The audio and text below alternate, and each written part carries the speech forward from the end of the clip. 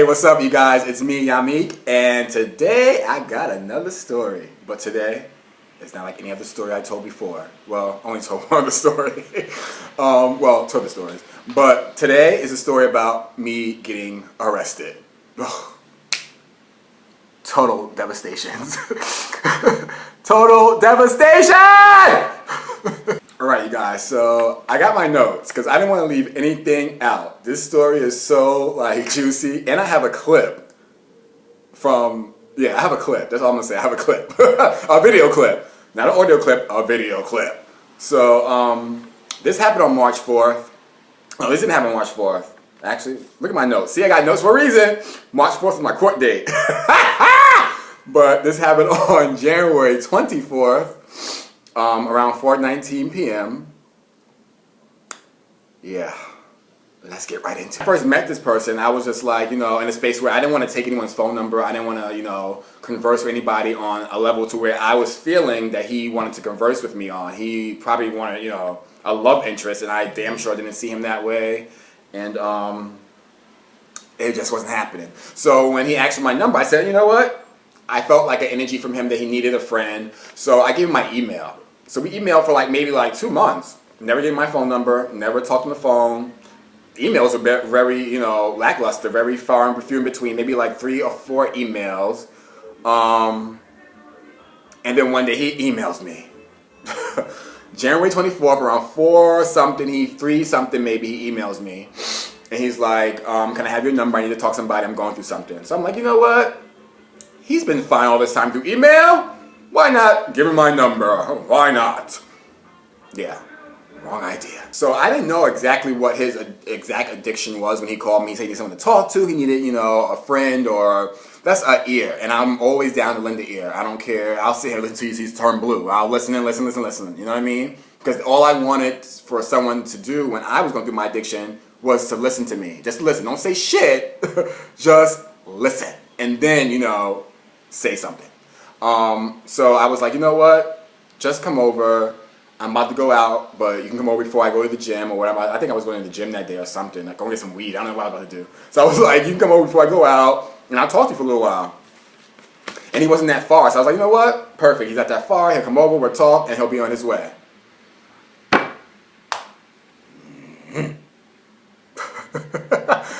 That didn't go as planned. He gets here. He seems okay. We sit down. He sits down.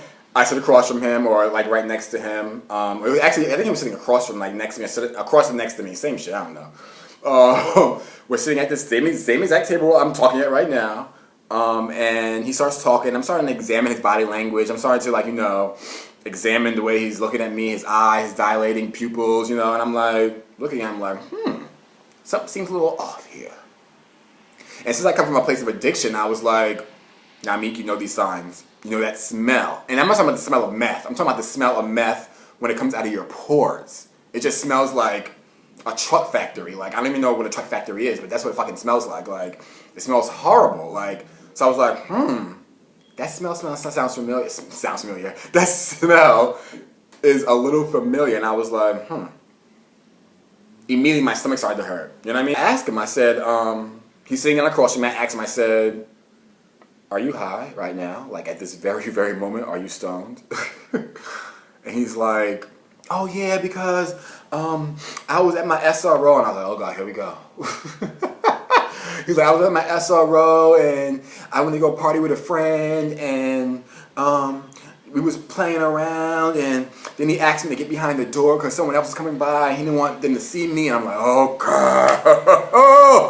Oh. I was like, Yamik, what did you get yourself into? I was like, what did you do, nigga? What did you do? I'm trying to be a helping hand. I'm trying to be a helping hand. So he's talking to me, and I'm just trying to listen to him. Like I said, I'm just trying to be a listening ear. That's it. And he starts telling me all his life stories, how he's been through, trials and tribulations. Sort of like me. I'm no different. He's just like me. I'm not perfect. I'm not, any better than him. I'm still in recovery. I mean, it's been 3 years, but I'm still in recovery. So every day is like a step. You know what I mean? There's no oh, one day you're totally cured. Oh no. Tomorrow, knock on wood, I can be a meth head. So I'm not oblivious to that. but been doing really good for the past 3 years. So it's like when someone hits me up and they want to talk, I will oblige because, like I said, I've been in that place where I had no one to talk to. No one that looked like me. Let me say that. No one that looked like me. You know what I mean? Brown, gay, a male. So I felt for him. I'm about to play this clip. This is after me talking to him calmly, like this, calmly and zen, baby, for like maybe an hour and a half, I think it was. I was talking for like an hour and a half calmly, very zen, just listening to him, not really saying much, just like a lot of yeses and nos and you know what I mean? And it just went left. Because at this point, I'm like, I'm like, I gotta go to the gym. This is why I'm going to the gym heavy. I was going to the gym like every fucking day. You know what I mean? I was like, I gotta go to the gym. You know what I mean? I go to the gym. It's about that time. It's after him being at my house for like almost an hour and a half almost. So I'm like, all right, I gotta go to the gym. He's like, I forgot what he said that like was like, this nigga crazy, like real crazy. He was like, I ain't going. Or some shit. I was like, okay, I think it's time for you to go because I gotta go out. And he was like, oh, I ain't going. I said, what? You ain't what? I said, hold on. You're not doing what? I'm lost here. You're not what? All right, I got one for you. And you're in my space. And you're yelling at me. Oh, I'm yelling for sure. Oh, I'm definitely yelling because you're not listening. You're still sitting in that same chair. So you need to get up, go in the bathroom, wipe your face off, gather your thoughts. I pour you a glass of water, but you need to be on your way. Because now I need to focus on myself. I came here, I was nice enough to invite you in my home to counsel you. Yamik, to counsel you. Yamik. I don't hear you else say to counsel you, to help you, because I've been in your position before. I've been in the shelters, I've been in a fucking SRO, didn't stay long, I'm about a week, because I was trying to get my shit together. I've been in different apartments because of the math! And you don't see it! You have a fucking problem, dude! I listen to everybody. I don't want to hear that same sad story you just said 45 times while you been sitting here listening to everybody else. Okay, you listen to everybody else. So bye. And not myself. Well, listen to yourself ain't got you nowhere either. Focus on yourself should get you somewhere. Everybody's been telling me that for years, Dude, and I have not got it right. Go in that bathroom and go, please, because now you about to cause yourself an issue now. I'm trying to tell you. I don't want to hear it no more. Yamik. You gotta be sweating, and I don't like to sweat. I don't like to sweat. Please, go in the bathroom. Go! Yamik, my brother even told me the same I don't shit. care about your brother. I don't care about anybody right now. I care about Yamik. That's usually take the same attitude, care about Sudan. I don't care about nobody right now. Not my mother, my brother, anybody. I care about Yamik. But that's what I was taught to do. Well, break them thoughts and them teachings. Because clearly, for 29 years, it's been hindering the fuck out of you. Well, that clip was a doozy. It was a doozy, wasn't it? Oh, man. I'm sorry for yelling at him like that, but you guys gotta understand. This is after me talking to him for like an hour and a half. Very calm, very zen, very loving, actually. And then I just flipped because he didn't want to leave my house. Like, I've been in the situation with people where they didn't want to leave my house. I've been sexually assaulted in my house. I was held hostage in my house for 5 hours and someone sexually assaulted me. So that's another story for another day, for another blog post. But I'm just trying to get you in the gist of, yeah, I've been through it with people not leaving my house. So when he said he wasn't leaving, I immediately went back to that day and I was like, oh, you're not leaving? Oh, okay. Now South Jamaica Queen's about to come up out of me. Like, South Jamaica Queen's about to come up out of me because you don't want to leave my house. And I ain't got time today. I ain't got time. I was over it, you guys. I was fucking over it. I was like, you don't want to leave my house? All right. I had to attack him. I had to attack him. And I didn't even attack him like straight away. Like, I tried to get him to put his shoes on, like you saw in the video. He didn't want to put his shoes on. I'm like, you don't put your shoes on? Like, who doesn't want to put their fucking shoes on and leave? Like, someone invites you to their house to get counsel, get help. Your session's over, your counsel session's over, so to speak, and then you don't want to leave? Like, you want to stay? So you thought you were going to stay in my house while I went to the gym? Like, you think that was going to happen? Like, you think that was going to go on? No, that wasn't going to go on. Buddy, come on now. That wasn't going to happen. So yeah, that's what happened. And then I decided to call the cops.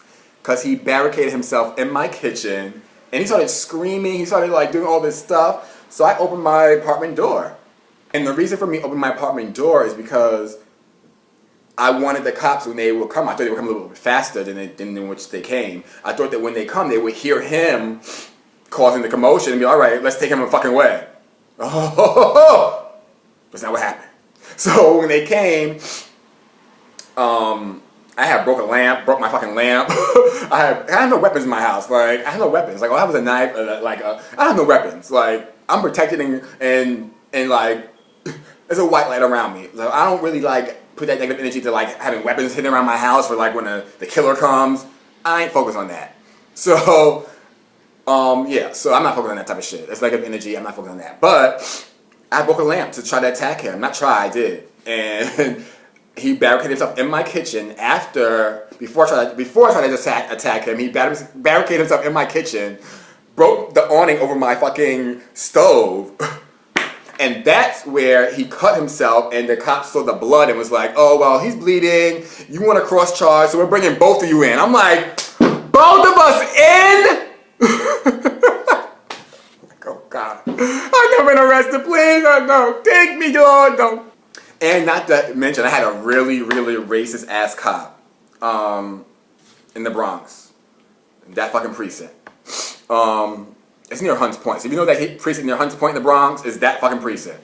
And I had this really racist cop that came to my house. He was like, sit down, and this is my house now. I'm like, no, nigga, this is not your house now, and I'm not sitting down. That's probably why I got arrested. Because I wasn't going to let him boss me in my own house. Like, no, I'm not sitting down. I'm standing up. It's hot in here. Like, and I just had to fucking wrestle with this motherfucker, this meth head. They strong. Crackheads are strong. Crackheads are fucking strong. So, and I was sweating, I was hot. I'm getting hot now thinking about it. Like, oh, Lord have mercy. Lord have mercy. So, it was just like a lot goings on. And not to mention, it was like literally 15 cops here in my apartment. I have a studio apartment. It was 15 cops in my house. Maybe like 5 in the hallway, 5 in here, 5 in the little foyer. Like, it was a lot going on. When they came here, I had like house clothes. I had like the little shirt, not a Marc Jacobs shirt, but I had a little t-shirt on, some little sweatpants or flip-flops and slides or whatever. And they want to take me to precinct like that. And mind you, it was raining outside. They were like, oh, and then one of the women came in, one of the women female cops was like, oh, let him get dressed properly. Like, let him put his clothes on. Let him put like a proper outfit on. Thank God for her. And then I couldn't find my ID. I couldn't find my wallet. Like, it was just a lot going on. You know what I mean? Oh, it was just a lot. So we get to the precinct. We ride to the precinct. They put me in them handcuffs. Oh, they were so tight. I was like, oh, woo. So they bring us to the precinct. They have us both there, right next to each other. You guys are gonna gag at this next fucking part of the story. You're gonna gag at that clip? No, you're gonna gag at this. We get to the precinct. They take our ID. They take all our personal effects. I didn't have any personal effects because I was home. So all I had was myself and, you know, my cell phone, my wallet, and that's it. And my crystals. They took my crystals from me. But I took them with me because I wanted them in my vicinity because I wanted to stay calm or whatever during whatever, you know, goes on in the precinct. Because I never been arrested before! I took pride in that shit, damn it. But anyway. So we get to the precinct and they take my ID. They take his ID. No, actually they go in his bag because he has like a whole array of things. And they come back from the back and they're like, well, Mr. Merchant, you'll probably be going home right now.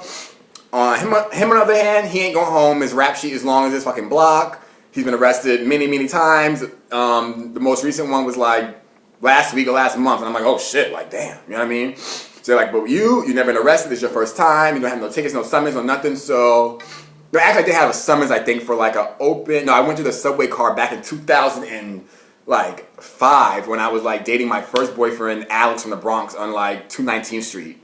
Like, that's how long I had like a ticket from. They caught that and was like, oh, well, you had this ticket from 2005, so we're going to keep you. I'm like, a ticket from walking to the train car? Really? Like, really? So, they go through his stuff. You guys are going to gag. They go through his IDs. They go through his belongings. They take out one ID. They take out the second ID of this guy. Mind you, his name is Michael. Michael Sudan. I don't give a fuck. I'm telling his name. Michael Sudan. They take his two IDs, and they both have the same information on it. But one ID, you guessed it, said male. The other ID, said female. I need a minute. Take out his 2 IDs. The officers automatically look at me, my direction. Not look at me for an answer, but look at my direction like, did you know this? So when they ask him, what do you want to be addressed as? You guys don't even know what the fuck this nigga said. This guy says, they say, okay, so what do you want to be addressed as, a male or female? Because you have 2 IDs. I get on that topic later, how I feel about that and trans and everything else. I'm very supportive of trans women, trans men. I'm trans. Not trans, you know what I'm saying? I'm trans. I support everybody. So when they asked him which ID you want to be addressed as or which gender, he goes, I'm a lady. You a hoe? You look like a whole nigga. You look more nigga than me. Like, you look more masculine than me. Like, you a whole nigga. Like a whole one, not a half of one or a quarter one. You are a whole nigga. I'm sorry, I shouldn't be using that word. But that's the only way I can put it. You know, when he said, I'm a lady, the cops went up in uproar. They were like, what? Like, huh? I was like, I sent the officer, I said, what did he just say? He said, oh yeah, he said he wants to be dressed as a woman. So I said, so now on paper it's going to be, I attacked a woman. Like, I attacked a female.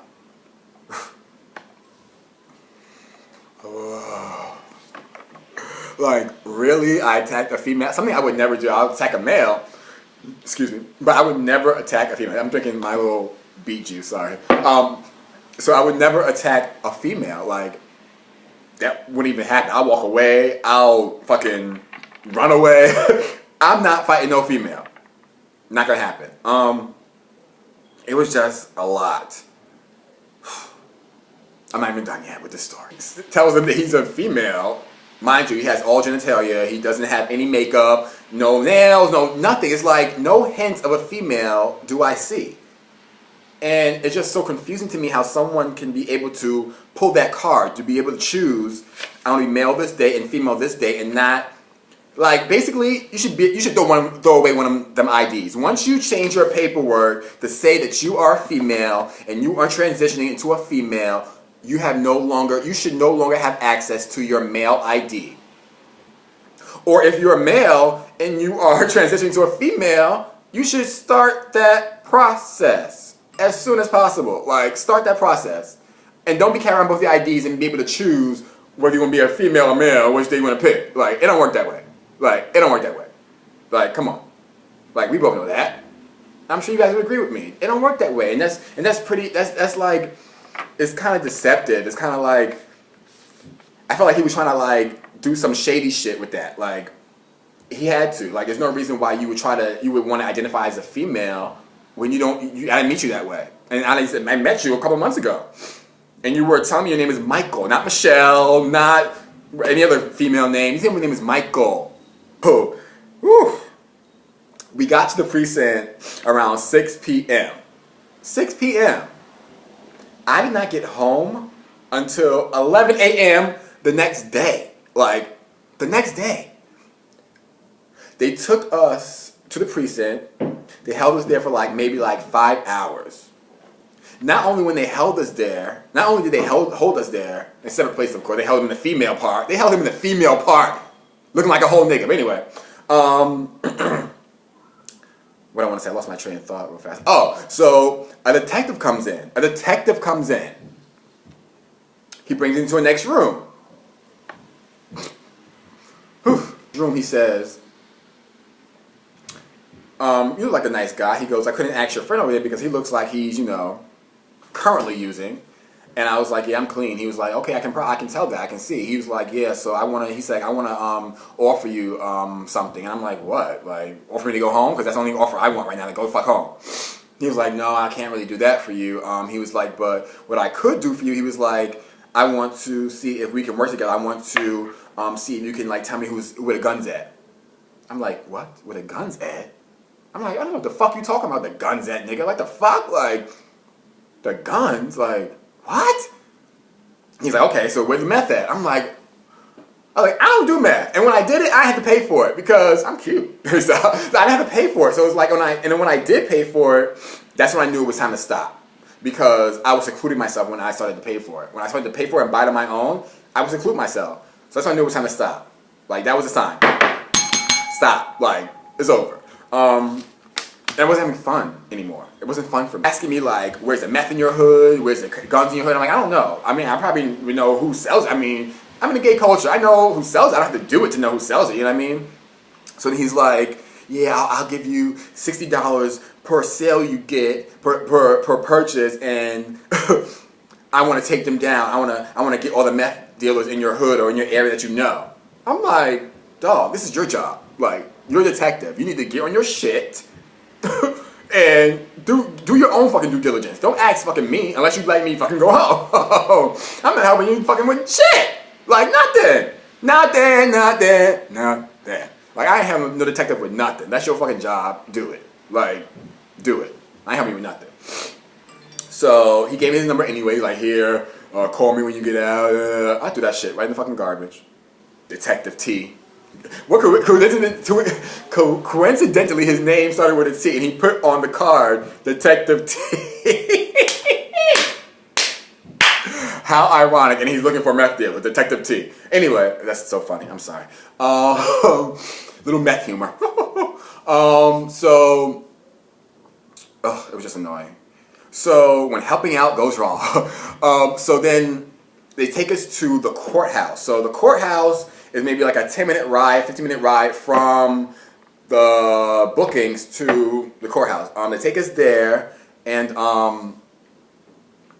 that was just annoying too. Actually, that was more comfortable than fucking being there with the bookings. You know what I mean? And we're in the Bronx, right? 161. I'm pretty sure anyone in the Bronx, anyone not in the Bronx, they know exactly what I'm talking about. And it was just really uncomfortable. I was sitting there, people stink. It was just mad hood niggas trying to talk to me, and I'm like, I don't want to be here. I was about to like take a shower when this guy got here, so I didn't take a shower. I didn't put deodorant on. I'm fucking stink. Like, I'm fucking in this fucking jail with these fucking motherfuckers, and I'm so fucking mad at myself because I did not use the gift of discernment that I fucking have.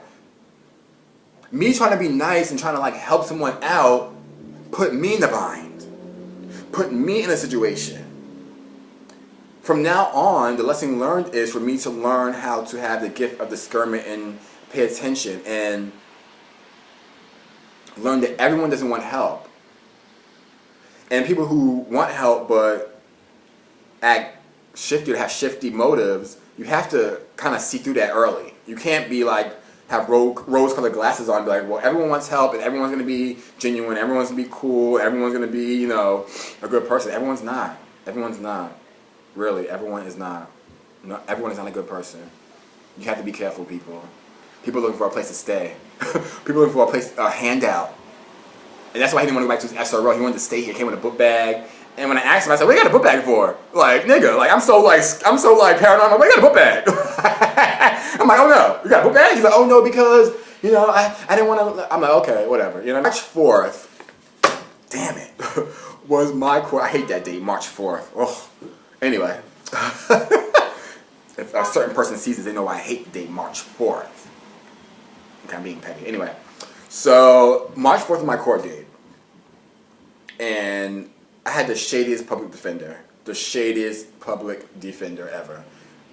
First, he was late, which caused me to be the last case before lunch. And anyone who's been in court knows how that is. You don't want to be the last case before lunch. Like, you don't want to be that case. You want to be, like, early. Like, or after lunch, right after lunch. You don't want to be, like, you don't want to be that because then you got to wait, you got to sit around. It's just like, oh, and I thought they would have to see me after lunch. And I've been really pissed if that was the case. But they didn't. They dismissed the case. It's on my record. He dropped the charges. I dropped the charges. But I was just so mad because this nigga really is going forth with this trans thing. Like, he really came with, like, his public defender. He had, like, a trans activist with him. Some other trans helpers with him, you know. And I was like, for what? Like, this wasn't, like, a serious-ass case. Like, and you're not fucking trans! To all my beautiful trans sisters and brothers out there, y'all would be offended by him. Y'all would be offended by him because he's taking y'all back, like, months. Like, taking y'all back. Like, setting y'all back. If you're trans, you should be transitioning. If you're gay and a male and you're thinking about transitioning, you should not be issued ID that says female unless you are actually taking medication to transition to change your outer appearance to fit your ID. I don't care how y'all feel about that. That's not my issue. That's my opinion. That's my voice. That's my thoughts. If you are transitioning, you should start the process. Whichever way you should. Whether it be counseling, you know, mental counseling, whether that be other type of counseling, whether that be, whatever type of counseling is there, whether that be, you know, starting to, you know, get female clothing, start wearing makeup, start, you know, just being a woman, being a lady. He wasn't a lady. He wasn't I was more lady than him. He wasn't a lady. And I just feel like there should be rules to transitioning. Especially when you are putting someone in a bind to where now, if that would have stayed on my record, it would have been John, whatever Yamik, fucking attacked a female. And that's horrible. I mean, that's deplorable. I would never do such a thing. I have sisters. I have black women in my family that I love and I care about, and I would never put my hand on a female. A male, yeah. A female, no. They would have beat me up before anything. And it was just an eye-opener and a lesson learned. And overall, I will use the gift of discernment the next time I want to help out somebody. I will look at the bigger picture. I will meet them not in my house if I don't already have, you know, a real rapport with them. I won't even entertain them. I would, next time, do a FaceTime. Use better judgment. I would use better judgment because in this season, people are trying to attach themselves to me. I noticed that. And whichever way it is, because they want help, because they see the light I have around me, because they see the glow up about to happen, maybe they see the change in me. They are attaching themselves to me, and I'm not tooting my own horn at all. Don't take it that way. I'm just very aware. And I have to be aware of different energies trying to attach themselves to me in this season because that can hinder me. This arrest shit could have really hindered me. What if I really would have hurt him? Then knock on wood, I would still be locked up. You know what I mean? So I had to like really think and really just have the gift of discernment. But I hope you guys got something from this. I hope you guys learned something new about me. I hope you guys really just, if you're struggling with addiction, I want you to know that it does get better. Don't think that you can't get well. Look at me. 5 times in rehab. Wow.